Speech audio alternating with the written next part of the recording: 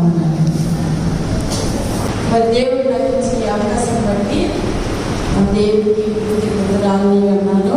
మరి చిన్న మాటలు చదువుకుని 4 మాటలు విని ఇచ్చుకున్నాం. మార్కు సువార్త 5వ అధ్యాయము 25 నుంచి 34 వచనం చదువు. మార్కు సువార్త 5వ అధ్యాయము 25వ వచనం నుండి 34వ వచనం వరకు చదువు. 15 ఏళ్ల నుండి రక్తస్రావ రోగము కలిగిన ఒక స్త్రీ ఉండేను. ఆమె అనేక వైద్యుల చేత ఎన్నో తిప్పలు పడి తనకు కలిగినదంతయు వ్యయం చేసుకుని ఎంత మాత్రము ప్రయోజనం లేక మరింత సంకటపడెను. ఆమె యేసును గూర్చింది, నేను ఆయన వస్త్రములను మాత్రము ముట్టినా బాగుపడుతుంది. ఇక్కడ మనం గమనించినట్లయితే 12 సంవత్సరాల నుండి ఒక రక్తపు స్రావం కలిగిన స్త్రీ అంటారు. ఎంత భయంకరంగా రావండి. మరి ఆడవాళ్ళ మనకు తెలుసు. ఒక నెల కాదు, 2 నెలలు కాదు, 1 సంవత్సరం కాదు, 2 సంవత్సరాలు కాదు, 12 సంవత్సరాల నుంచి ఆమె రక్త స్రావం కలిగిన ఒక స్త్రీ అంటారు. ఆమె చూపించుకొని డాక్టర్ లేదు, చేపించుకొని వైద్యులు లేదు. ఎక్కడికి వెళ్ళినా సరే మరి ఆమెకి స్వస్థత రాలా. చాలా ఇబ్బంది పడింది. చాలా ఇంకా ఆమె దగ్గర వస్తున్న ఆ బ్యాడ్ స్మెల్ బట్టి ఆమెని పక్కకు పెట్టేశారు. కుటుంబీకులు కూడా పక్కకు పెట్టేశారు అన్నమాట. ఎందుకని అంటే ఇంకా ఆమె ఇంకా నయం అవ్వదు. ఎందుకంటే వాళ్ళు చాలా డాక్టర్లు చూపించారు, చాలా డబ్బు ఖర్చు చేశారు. అసలు చూపించిన వైద్యులు లేడు, చూడని వైద్యులు లేడు. మరి ఎంతో డబ్బు ఖర్చు పెట్టినా సరే ఆమెకి మరి నయం కాదు. దేవుడి స్తోత్రం, హల్లెలూయా. అలాంటి భయంకరమైన పరిస్థితులు ఉన్నప్పుడు ఆమె కూడా మరి జనాలకు రానట్లేదు కాదు. ఎందుకని అంటే ఆమె దగ్గర వస్తున్న బ్యాడ్ స్మెల్ బట్టి ఆమె మరి జనాలకు రానట్లా. ఎందుకంటే దాని ద్వారా ఏమైనా రోగాలు రావచ్చు అనేసి ఆమె పక్కన పెట్టేశారట. ఒక ఎరివేసినట్టుగా ఆమె పక్కన పెట్టేశారు. ఎందుకని అంటే ఆమె రోజు రోజుకి అది విధానం ఎక్కువైపోయి బ్యాడ్ స్మెల్ తోటి ఆమె చాలా కృంగిపోతుందండి, చాలా బాధపడిపోతుంది.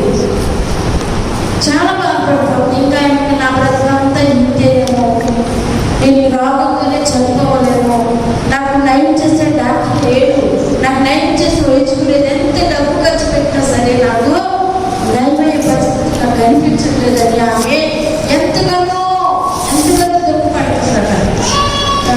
ఆయన బాధని చెప్పుకోవడానికి కూడా పక్కన ఎవరు లేదు, స్నేహితులు లేదు, మరి కుటుంబీకులు లేదు. ఎందుకని లేదంటే అందులో ఉన్న ఆ బ్యాడ్ స్మెల్ని బట్టి అందరికి రాలేక దూరంగా ఉంటున్నారట. దేవుడి స్తోత్రం, హల్లెలూయా, హల్లెలూయా. మరి రాలేక ఆమె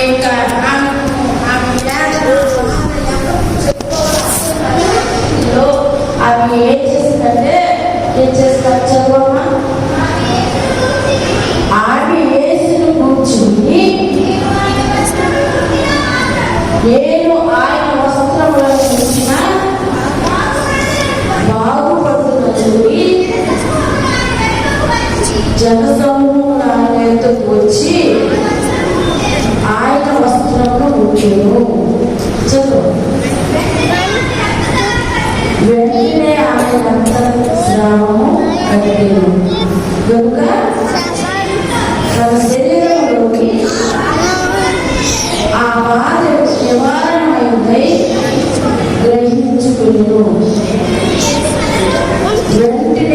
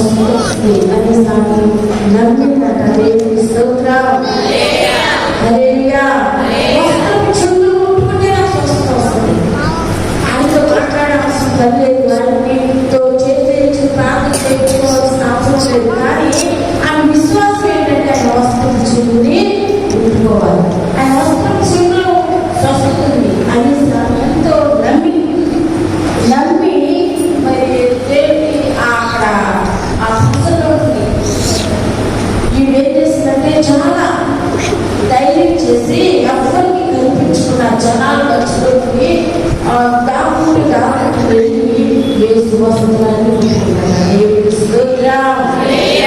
హల్లెలూయా. ఎప్పుడైతే వస్త్రాన్ని ముట్టుకున్న దాంట్లో అద్భుతమైన స్వస్థత వచ్చింది. ఆమె ఆ వస్త్రం ఆ రక్తము గ్రహించుకున్నాడు. చూసారా, చేయలేని కాదు, డబ్బు చేయలేని కాదు. ఏం చేసిందంటే ఆ వస్త్రం చేతులు ముట్టుకోవడానికి మాత్రం ఏముంది అంటే మరి నమ్మకం. నేను వెళ్ళి ఆ ముట్టుకోవాలి, నేను బాగుపడతాను, నేను స్వస్థపడతాను, నేను ఎవరికి కనిపించుకుని వెళ్ళాలి అనేసి ఆమె అంతా వెళ్ళి మరి ఆ వస్త్రం చేతులు ముట్టుకున్నాను. వెంటనే యేసు అంటున్నాడు, నాలో నుండి ఒక ప్రమాణము వెడని వెళ్ళను. చూసారా, దేవునికి స్తోత్రం. హల్లెలూయా. మన ఇళ్ళలో ఎవరికైనా బాగాలేదు, మన కుటుంబంలో, మన ఫ్యామిలీలో ఎవరికైనా బాగోలేదు అనుకోండి, ఆ ఫ్యామిలీ సంతోషంగా ఉంటామా? సంతోషంగా ఉంటామా? చక్కగా బాగాలేదు కదా, ఆమె ఏదో ఉంటుంది పక్కన నుండి మా బిర్యానీ నుంచి తిందాం అని ఆశపడతామా? ఆశపడము. ఎందుకంటే మన ఇంట్లో రోగి ఉన్నప్పుడు మనం కూడా ఉంచామనే బాధే, మనకు కూడా ఎంతో సమస్య. అది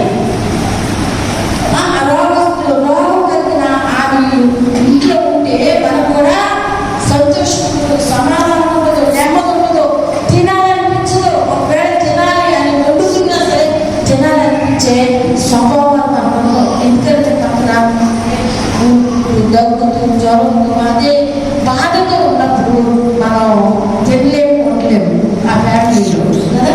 ఎక్కడి వరకు వెళ్తాము ఫ్యామిలీ ఎవరు నాకే చెప్తున్నాను. వాళ్ళు అంతకుముందు ఆరోగ్యపడిపోయారు, యాక్సిడెంట్ అయింది నాకు. కానీ దేవుడు తప్పించి ఇంకా ఎలా పడిపోయినా ఇప్పుడు కూడా నాకు అసలు అంతు రాకుండా లేవలేకపోయాను. ఎందుకంటే ఆ రోజు కార్యం వెళ్ళాలి, బయలుదేరమే అన్నారు. నేనే పార్కులోకి వెళ్ళాను, ఇలా పడిపోయిందేమో లోపలికి స్నానం చేసేసాడు. నేనేం చేశాను, ఇంకా స్నానం కాలేజీ వేసేది బ్యాగ్ దగ్గరేమో జాగ్రత్త పెట్టుకుంటే పడిపోయేసరికి లేకపోతున్నాను. ఒక సేపు ఆగి ఉండిపోయాను, లేవలేక ఆగి ఉండిపోయాను. ఏం చేయాలి, క్యాట్ వేస్తేనా ఆయన వినిపించి మాస్టర్ గారు వినిపించదు. చాలా బాగా ఒప్పి ఏం చేస్తారంటే ఇంకా నెమ్మదిగా ఆ సెల్ఫ్ పట్టుకుని నెమ్మదిగా లేచి నుంచుని నెమ్మది వెళ్ళి అక్కడ సోఫా కూర్చుకుపోతే ఇలా వచ్చి ఏమి రెడీ అవ్వలేదు అనేసి అంటే ఇలా పడిపోయింది అలా ఎలా పడిపోయామనేసి వెంటనే నాకు ప్రార్థన చేసేది. ప్రార్థన చేసేది బాగా ఉన్నాయి. అది వెళ్ళాము, నీకు చేసాము, వచ్చేసాం. మధ్యాహ్నం అయ్యేసరికి చాలా గురించి తీసుకుంటారు. ఇంకా అడుగు తీసి అడిగలేకపోతున్నాం. చాలా భయంకరమైన నొప్పి, చాలా భయంకరమైన నొప్పి.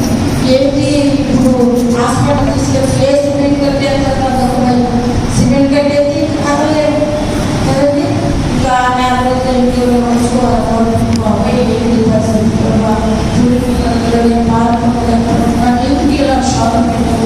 నేను ప్రార్థన చేసి నేర్చుకునేదాన్ని. అయితే ఆ రోజు నాకు చాలా ఆయన ఇచ్చారు, సత్యవేద వచ్చారు.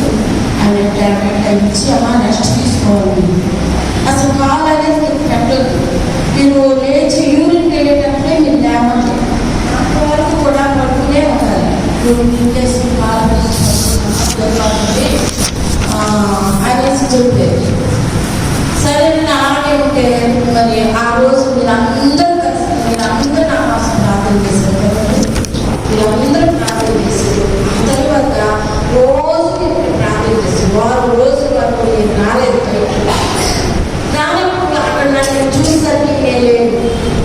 అది లోకే కదండి. అయ్యో అమ్మరాలంటే ఆమె ఖాళీగా ఉందో అదొక ఆలోచన. నడవగలుగుతున్నారు లేదని చదువు ఆలోచన. అయితే మరి మీరు చక్కగా అక్కడ అందరూ ప్రార్థన చేశారు. ఆ తర్వాత మీరందరూ అక్కడికి వచ్చి నా కోసం ప్రార్థన చేశారు. మాస్టర్ ఒకటే చెప్తారు, ఏమంటే మీరంతా దేవుడే నీకు పెట్టి స్వస్థపరచాలి. ఎందుకంటే అనేకమైన రోగాలకు దేవుడు ఉండి బాగు చేసిన కనుక ఈ చిన్న విషయం వరకు హాస్పిటల్ లేకపోతే చెప్తారు. ఒక హాస్పిటల్ ఒక రోగం గురించి ఇంకొక రోగం చెప్తున్నారు. ఇంకా మనకి ఎలా ఉంటుందంటే అది పరిస్థితి చాలా దారుణంగా ఉంటుంది. భయం ఎక్కువైపోతుంది కదా. భయం ఎక్కువైపోయి బీపీ పెరిగిపోయి షుగర్ పెరిగిపోయి నానా అనారోగ్యానికి గురైపోతూ ఉన్నాం. మాస్టర్ చెప్పారు ముందు నువ్వు ప్రార్థన చేస్తూ, మేము కూడా ప్రార్థన చేస్తాం. నేను ప్రార్థన చేస్తాను, విశ్వస్తాను, అందరితో నేను ప్రార్థన చేస్తున్నాను. ప్రార్థన చేస్తా వచ్చి మరి దేవుడు స్వస్థత ఇస్తారని చెప్పినప్పుడు నేను నమ్మానండి. దేవుడికి స్తోత్రం. నమ్మాను. అలాగే మీరు అందరూ వచ్చి నా కోసం అక్కడ ప్రార్థన చేశారు. ఆ ప్రార్థన ఇక్కడ నుంచి చేసిన ప్రార్థన, ఇక్కడ నుండి చేసిన ప్రభావం, ఇక్కడి నుంచి చేసిన ప్రభావం ఎందుకు వచ్చి నన్ను స్వస్థపరిచింది. దేవుడికి స్తోత్రం. హల్లెలూయా. మరి ఆ తెల్ల నుంచి నేను నడవడం మొదలు పెట్టిన పోయిన వారు కూడా చేసుకుని అతుకుండా అయితే రాలేకపోయింది. నొప్పి మరి నెమ్మదిగా చక్కగా రాగలుగుతున్నాను. మరి నేనే హాస్పిటల్కి వెళ్ళలేదు. వెళ్తేనంతా చాలా కబుర్లని ఆరోగ్యం లేకునే భయాలండి. ఇక్కడ చేసుకున్న ప్రార్థన ప్రభావం నాలోకి వచ్చి నన్ను స్వస్థపరిచింది. దేవుడికి స్తోత్రం. హల్లెలూయా. మరి ఆ ప్రభావం నాలోకి రావాలంటే నేను మొదటికి నమ్మాలి కదండి. నమ్మాలి. ప్రార్థన అంటే నమ్మాలి. దేవుడు కార్యం చేస్తాడని నమ్మాలి. దేవుడి సహాయాన్ని మనం పొందుకునే వాళ్ళగా నమ్మాలి. ఆయన ప్రభావం పొందుకునే వాళ్ళగా మనం ఉండాలి. ఆయన ప్రభావం ఎప్పుడు పొందుకుంటాము అంటే ఆయన నమ్మకంగా ఉండాలి. ప్రార్థన శక్తి కలిగినప్పుడు, ప్రార్థన మనలో ఉన్నప్పుడు మరి ఆయన కార్యాలు మనం చూడగలుగుతాం. నిజంగా చాలా దేవుడు అక్కడ ఎన్నో కార్యాలు చేశాడు. ఎన్నో కార్యాలు ప్రభావం, ఆయన ప్రభావం నాలోకి వచ్చినట్టు స్వస్థపరిచింది. దేవుడికి స్తోత్రం. హల్లెలూయా. ప్రార్థన వరముని చెప్తున్నానండి. ప్రార్థన ఒక ఊళ్ళో ప్రార్థన పర్రాలు ఉందండి. ప్రార్థన పర్రాలు ఉంటే ఆ ప్రార్థన పర్రాలకి భర్త లేడు. 4 పిల్లలు, చిన్న పిల్లలు. ఆయన ప్రార్థన చేసి ఆ పని చేసి పిల్లల్ని పెంచుకుంటుంది. మంచి ప్రార్థన. అయితే ఒక రోజు నాకు జ్వరం వచ్చి లేవలేదు. రోజు లేకపోయేసరికి పిల్లలు 4 పిల్లలు కూడా కూర్చున్నారు తినడానికి లేక. ఆ పిల్లలు చూసరికి మాకు చాలా ఏం చేయాలి నేను ఇప్పుడు అనుకుని ఆమె ఏం చేసిందంటే ఒక చిన్న పేపర్ మీద ఒక వెన్నుపు రాసి పిల్లలు తీసి అయ్యా ఈ చీటీ తీసుకెళ్ళి అక్కడ ఉంటుంది కదా, ఆ కొట్టుకు తీసుకెళ్ళి ఈ 1 కేజీ బియ్యం వస్తారు తీసుకున్నాక వండుకుందామని చెప్తున్నాను. చెప్తే ఈ పిల్లోడు చిన్న పిల్లోడు గొప్ప చీటీ తీసుకుని వెళ్ళాడు. వెళ్ళి సేటు గారితో చెప్పాడట, అయ్యా మా అమ్మ చీటీ అనేసి చీటీ ఇచ్చాడు. చీటీ ఇస్తే ఆ చీటీని తీసుకుని ఆ సేటు చదివాడు. చదివి ఆ సేటు కదా ఒక హేళనగా నవ్వాడు. హేళనగా నవ్వి ఏంటి ఈ చీటీలో ఉంది, సరే ఇప్పుడు బియ్యమిస్తాను కానీ ఆ చీటీని తీసుకురా అని ఆ చీటీని తరాజులో వేసాడు, కాంటాలో వేసాడు. కాంటాలో ప్రార్థన చీటీ పెట్టాడు. పెట్టి ఈ బియ్యమిస్తాను సంచి పట్టుకురా అన్నాడు. సంచి పట్టుకుని నుంచున్నాడు. అందులో ఆ చీటీ వేసేసరికి ఈ సేట్ ఏమనుకున్నారంటే ఈ చీటీ దాంట్లో వెళ్ళిపోతుంది, లేదంటే ఆ చీటీ చిన్న పేపర్ కదండి, ఆ చిన్న పేపర్ ఇది బీమేస్తే ఆ చీటీ వేసిపోతుంది. ఆ బీమేసి పంపించని ఆ సేటు ఆలోచించింది. ఆలోచిస్తే ఈ ప్రాంతంలో చీటీ అందులో పెట్టాడు, అది బీమేశాడు. కాకాడు లేవల ఇంకొంచెం వేసాడు, లేవల అరకేసి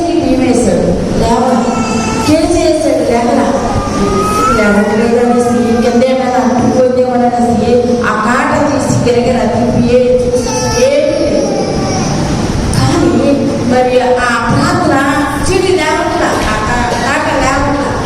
ఆ 10 కేజీలు వేసాడు లేవల, 20 కేజీలు మూట పెట్టాడు లేవల. అప్పుడు దేవుడు ఒక ఆలోచించాడు, బాబోయ్ నేను ఈ ప్రార్థన విన్నపాన్ని చూసి నేను ఏలా చేశాను. ఆ ప్రార్థనలో చాలా శక్తి ఉంది. ఆ దేవుడు, ఆ నమ్ముకున్న దేవుడు చాలా గొప్ప దేవుడు. అందుకనే మరి ఆ ప్రార్థన సీటీ వేసిన 10 కేజీలు బియ్యం పెట్టినా సరే అమ్మో నాకు లేకలేదు అనేసరికి దయించి ఆయన ఒకలాంటి ఒడుగు పుట్టినాడు. దేవుడి స్తోత్రం. ఒడుగు పుట్టి వెంటనే ఏం చేశాడంటే ఒక నిమిషం బియ్యము పప్పులు ముగ్గురు అన్ని ఒక నెల సరిపడా కొంచెం వేసుకుని అందులో పిల్లలు కూర్చోబెట్టి చదివేళ్ళాడండి. వెళ్ళి ఆమె పిలిచి అమ్మా వచ్చేది దండం పెట్టి అమ్మా నా కోసం ప్రార్థన చేయండి. మీరు నమ్ముకున్న దేవుడు గొప్ప దేవుడు. మీరు ప్రార్థన చేసుకున్న దేవుడు శక్తి కలిగిన దేవుడు. ఎందుకంటే నేను ఎలా అనుకున్నాను కానీ ఆ పేద లేవలేదమ్మా. నువ్వు చేసే ప్రార్థన అంతా శక్తి కలిగిన ప్రార్థన. దేవుని స్తోత్రం. అలా శక్తి కలిగిన ప్రార్థన మనం చేయాలండి.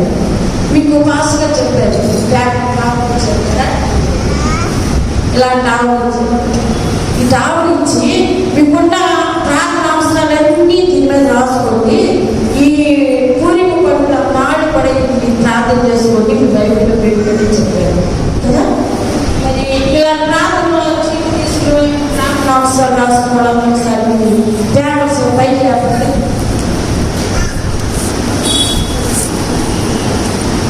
మీకు రాయడం రాలేదనుకోండి, అప్పుడు చదువుకున్న పిల్లలు ఉంటారు కదా, ఆ పిల్లలతో రాయించుకోవచ్చు.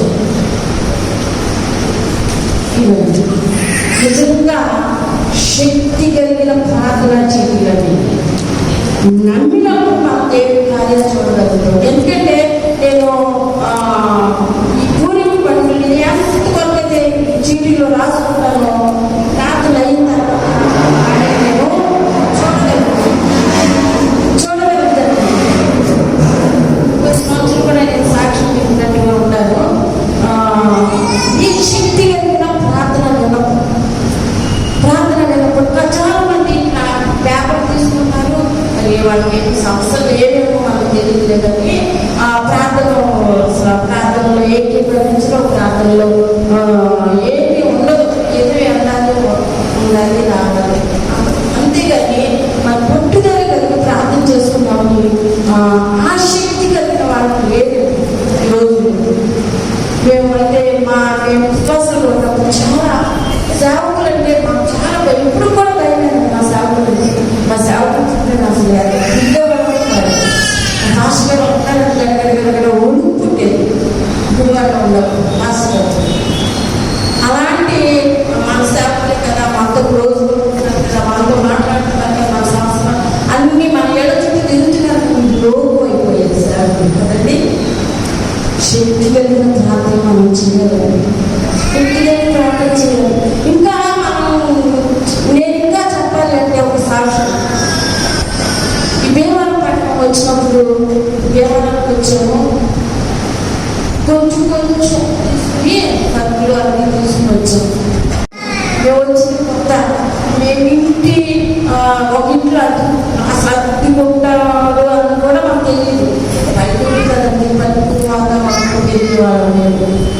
అద్దెకి డబ్బులు పెట్టాలి, అద్దెలు ఉండాలి, అద్దెలు తెలియదు.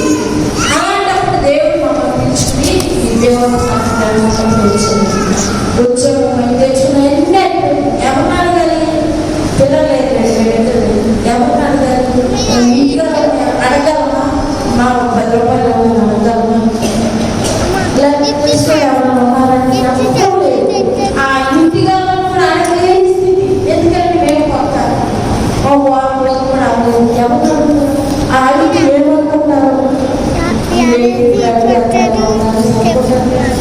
అలాంటి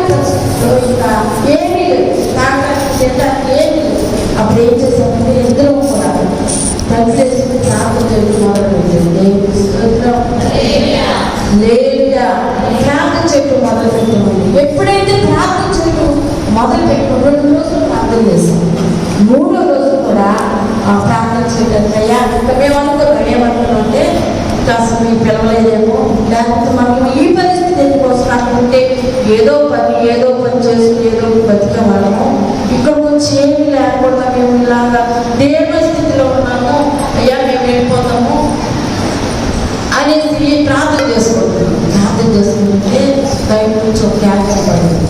ప్రభాకరన్న పిలుస్తుంది, ఎవరు పిలుస్తున్నారు అనేసి గంగమ్మాయి బయటకు వచ్చి దాన్ని రోజు తీసరికి బ్యాంకు అద్దుకున్న సంగతి అప్పుడు ఫస్ట్ రోజుల్లోనేనండి వచ్చి దాంట్లో తీసరికి అక్కడ ఒక అతను ఒక యవనస్తుడు ఉన్నాడు. ఆ యవనస్తుడు ఎవరు అంటే మోగలు నుంచి గురువాడు చదువుకోవడానికి అక్కడ హాస్టల్లో ఉండి చదువుకునేవాడు. చదువుకుని మేమేళ్ళే చర్చిలోకి వస్తుండేవాడు అన్నమాట. ప్రతి ఆదివారం వచ్చినప్పుడు అక్కడికి వచ్చి నా పాటలు పాడటం, పరిచయం చేయడం, తర్వాత అందరితో చక్కగా మంచిగా మాట్లాడటం ఇవన్నీ కూడా చూసేవాడు. ఆ యవనస్తుడు చూసి పాస్టర్ చెప్పిన అనౌన్స్ చేశారు. ఏమనంటే మరి ప్రభాకర్ని ఇలా దేవాలయం సేవలు పంపిస్తున్నాము అనేసి అనౌన్స్ చేశాడు. అయిపోయింది, మేము వచ్చేసాము. ఆ తర్వాత ఆ పిల్లలు ఏం చేశాడంటే అక్కడి నుంచి మోకల దగ్గరే దేవాలయం దగ్గరే కదా ఆ ఇంటికి వచ్చి వాళ్ళ అమ్మకి చెప్పాడు. అమ్మకి చెప్తే అమ్మ ఏం చేసింది, అయ్యా కొత్తగా సేవకులు చదువుకున్నాం కదా, వాళ్ళకి నేను కనిపిస్తాను కొంచెం తీసుకెళ్ళి ఇచ్చిన అయ్యా అని చెప్పేసి అందంటే వాడమ్మ అంటే సత్యాక తను కప్పులంటే వాళ్ళు కూడా సేవకులు ఉంటున్నాయి. అయితే గట్టమ్మ అనేసి అంటే అప్పుడు వాళ్ళ అమ్మ మోట కట్టేసి పెట్టింది. తీసుకెళ్ళాయి అంటే 2 రోజులు నెగ్లెక్ట్ చేస్తాడు. 3వ రోజు తీసుకొచ్చాడు. అన్న ఇది పరిస్థితి అమ్మ, ఏ 3 రోజుల నుంచి నాకు ఏడబడుతుంది, నేనే రాలేకపోయానన్నా అనేసి మరి ఆ పిల్లడు ఇచ్చి ఆ మోటిచ్చి ప్రార్థన చేయించుకుని వెళ్ళిపోయాడు. ఆ తర్వాత ఆ వచ్చిన ఆ మోటని మేము తీసి చూసాము. దేవుడిస్తూ మరి ఆ మోట ఇప్పుడు చూసినప్పుడు 4 రోజులకి సరిపడే ఖర్చు బియ్యం తగ్గుతుంది, సొప్పు అన్నీ కూడా పచ్చడి కూడా ఆ మోట వేసి పంపించింది. దేవుడి స్తోత్రం. నిజంగా ప్రార్థన ద్వారానే మనం నిస్సహాయమైన స్థితిలో ఉన్నప్పుడు ప్రార్థన చేసినప్పుడు దేవుడు వేరే వాళ్ళ ద్వారా సహాయం చేస్తాడు. అది మనం నమ్మాలి. అది నమ్మినప్పుడే దేవుడి కార్యాలు మనం చూడగలుగుతాం. నిజంగా మోట ఇంటి చూసి ఎత్తులో కూడా ఏడ్చుకున్నాం. ఎందుకు ఏడ్చుకున్నామంటే మనం రోజు ప్రార్థన చేస్తున్నాం. 2 ప్రార్థన చేసుకోవడానికి మనకు దేవుడిని సంబంధించాడు. అంత మాత్రమే కాదు, మనం వెళ్ళిపోదాం అనుకున్నాం కదా, దేవుడు పిలుచుకున్నాడు. మనల్ని పిలుచుకున్నాడు కనుక దేవుడు మనకి సహాయం చేశాడనేసి మరి ఎంతో దుఃఖపడి ప్రార్థన చేసుకుని సేవ ప్రారంభించాము. నిజంగా అంచు దేవుడు ఈ రోజున మనల్ని స్థితిలో ఇచ్చాడు. రోడ్డు పక్కన అప్పుడే చెప్పాడు దేవుడు ఏమనంటే రోడ్డు పక్కన ఒక మంచి మందిరాన్ని ఇస్తానని చెప్పాడు. అప్పుడు ఏమీ లేదు, ఒక స్థలం లేదు, ఏమీ లేదు. ఎక్కడేస్తాను దేవుడు అనుకున్నాం. ఖచ్చితంగా దేవుడు వాగ్దానం స్థిరపడిందా లేదా? దేవుడు వాగ్దానం చేస్తే దేవుడు కార్యము తప్పకుండా చేస్తాడు. దేవుడి కార్యం మనం చూస్తాం. ఎప్పుడు అంటే ప్రార్థన ఉండాలి. మనం నమ్మాలి. మనం నమ్మినప్పుడే మనం విశ్వాసంతో ప్రార్థన చేసినప్పుడు దేవుడి కార్యాలు మనం చూడగలుగుతాం. అంతకుముందు అసలు మేము వ్యాపారాలకు వచ్చినప్పుడు సహాయం స్థితిలో ఉన్నాం. స్వామి అనేది ఒక ఆయన ఉండేవాడు. అది ఫ్లాట్ రిక్ష ఉండేది. సుందరం ఫ్లాట్ రిక్ష ఉండేది. ఆ రిక్ష మీద కొంచెం బైక్ సామాన్లు పెట్టుకుని కొంచెం ప్లేస్ ఉంచేవాడండి. నాకు వెనకాల చూడాలనిపించేవాడు. ఆ వెనకాల నేను కూర్చునేదాన్ని. పాస్టర్ సైడ్ వేసుకు వచ్చేవాడు, పిల్లలకి ఎదురు కూర్చునేవాడు. ఆ రిక్ష తొక్కుకుంటా కొండడానికి వచ్చాడు. ఆ రిక్షా తొక్కుకుంటా అన్నవరం వెంటూరు పోవాడ వెళ్ళేవాడు. ఆ స్థితి మనం మర్చిపోకూడదు. ఎప్పుడు కూడా మన స్థితిని మనం మర్చిపోకూడదు. దేవుడు చేసిన కార్యం మనం మర్చిపోకూడదు. ఏదో దేవుడు ఇప్పుడు ఉన్నతమైన స్థితిలో ఉంచాడు, కారులో తిప్పుతున్నాడు, మన స్థితిని మర్చిపోయే వాళ్ళగా మనం ఉండకూడదు. ఒకప్పుడు మా పరిస్థితి కొన్ని బట్టలు ఉండేవి కాదు, ఇప్పుడు వచ్చిన పొద్దుల్లో తినడానికి తింటుండేది కాదు. ఆ ప్లాట్ రిక్షాలో ఎక్కడ ప్లేట్ ఇచ్చేవాడు సామేలు అన్నాయి. ఆ ఎంపలు కూర్చుంటే ఎంపల్ పాసం సైకిల్ తిప్పుకుంటూ వచ్చేవాడు. అలాగ సువార్త మొదలు పెట్టామండి. దేవుని పరిచయం అలా మొదలు పెట్టాడు. దేవుని పరిచయం మొదలుపెట్టే ప్రార్థన ద్వారానే ఆ కార్యాలను చూడగలిగాము. లేకపోతే ప్రార్థన లేదనుకోండి మేము ఆ కార్యాలు చూడలేకపోయేవాళ్ళేమో. దేవుడు పిలుచుకున్నాడు, ఎన్నో పిలుచుకున్నా, దేవుడు పిలుచుకున్నా ఎన్నో కష్టాలు, శ్రమలు, ఇబ్బందులు, ఇరుకులు, ఎన్నో అవమానాలు, మనుషులతో అవమానించబడ్డం, సేవకులతో అవమానించబడ్డం, బాధపడ్డం ఎన్నో జరిగినాయి. అయినప్పటికీ దేవుడు మమ్మల్ని విడిచిపెట్టలేదండి. దేవుడికి స్తోత్రం. హల్లెలూయా, హల్లెలూయా. ఎందుకని విడిచిపెట్టలేదు అంటే మేము నమ్మేది ఆయన పిలుపుని మేము నమ్మాము. ఆయన పిలుపుని మాలో మేము స్థిరపరుచుకున్నాము, కొరికినే నిలబడగలిగాము.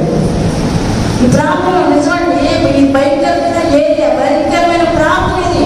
ఇక్కడ వీధి కూడికి పెడితే ఫస్ట్ వచ్చిన కొత్తలో ఇక్కడికి వచ్చిన కొత్తలో జీవన వద్దుకుండేవాడు. అక్కడి నుంచి ఇక్కడ వీధి కూడికి లాగా పెడితే తక్కువ రాళ్ళు కొట్టేవాడు. ఎంత భయంకరంగా చూడండి, రాళ్ళు కొట్టేవాడు. అలాంటి ఏరియాని దేవుడు ఎంత ఉన్నతమైన స్థితిలోకి తీసుకొచ్చాడండి ఈరోజు. దేవునికి స్తోత్రం. హల్లెలూయా. దేవునికి మహిమ కలగాలి. ఇక్కడ మనం చూసినట్లయితే 12 సంవత్సరాల వస్త్రం కలిగిన స్త్రీని మనం గమనించినట్లయితే ఆమె నమ్మిందట. ఏం నమ్మిందమ్మా? ఆయన వస్త్రాన్ని ముట్టుకుంటే నేను బాగుపడతాను, ఆయన వస్త్రాన్ని ముట్టుకుంటే నేను స్వస్థపడతాను అనేసి ఆమె నమ్మింది. నమ్మి మరి ఆమెకున్న పరిస్థితులు బట్టి జనాలకు వెళ్ళలేక మరి ఆ జనాలను తోచుకుంటూ వెళ్ళి ఆయన వస్త్రం చెవులు ముట్టుకుందట. దేవునికి స్తోత్రం. ఎప్పుడైతే ఆ వస్త్రం చెవులు ముట్టుకుందో అందులో ఆ రోగం ఆయన శిష్యులు జనసమూహము మీ మీద పడుతూ చూస్తున్నాము, నన్ను ముట్టింది ఎవరైనా అడుగుతున్నావా అని అడిగాడు. ఆ కార్యం చేసిన ఆమెను కనుగొనవాలని ఆయన చుట్టూ వెతుకుతున్నాడట. ఎందుకు వెతుకుతున్నాడు అంటే ఆయన తెలుసు ఆయనలో ప్రభావం ఏంటి, ఆమెలో స్వస్థత వచ్చింది. ఆ స్వామి వచ్చి ఎదురుకొచ్చి సాక్ష్యం చెప్పుద్దా లేదా? చాలా మంది దేవుల్లో సాక్ష్యం పొందుతున్నారు, కానీ ఎదురుకు వచ్చి సాక్ష్యం చెప్పలేకపోతున్నారు. ఏమైతే ధైర్యంగా వచ్చిందన్న దేవుని ఎదురుకు వచ్చాయా, వణుకుపోకుంటూ వచ్చిందన్న, భయపడుకుంటూ వచ్చిందన్న. వచ్చి దండం పెట్టి ఆయన పాదాల మీద పడయ్యా, ఈ వస్త్రాన్ని నేనే ముట్టుకున్నానయ్యా, నీ ప్రభావం నాలో వచ్చిందయ్యా, నీ ప్రభావం నాలో వచ్చి నాలో మరి కార్యం చేసిందయ్యా అనేసి సాక్షి పెట్టడంలో మనం చూస్తున్నాం. దేవుని స్తోత్రం. హల్లెలూయా. నిజంగా చెప్పాలంటే మా ద్వారా ఎంతో మంది రక్షించబడ్డారు, ఎంతో మంది భయంకర వ్యాధి నుండి స్వస్థత పొందారు, ఎంతో మంది తింటానికి లేని వాళ్ళని కూడా దేవుడు మంచుగా ఆశీర్వదిస్తే ఇప్పుడు ఏమి లేనప్పుడేమో ప్రభాకర్ గారి మందిరం కావాలి. దేవుడు అన్ని సమకూర్చగలుగుతాడు. ఈ మందిరం అవసరం లేదు, పెద్ద పెద్ద ముద్రలు కావాలి, పెద్ద పెద్ద జనాలుండే మందిరాన్ని ఎత్తుకుంటున్నారు.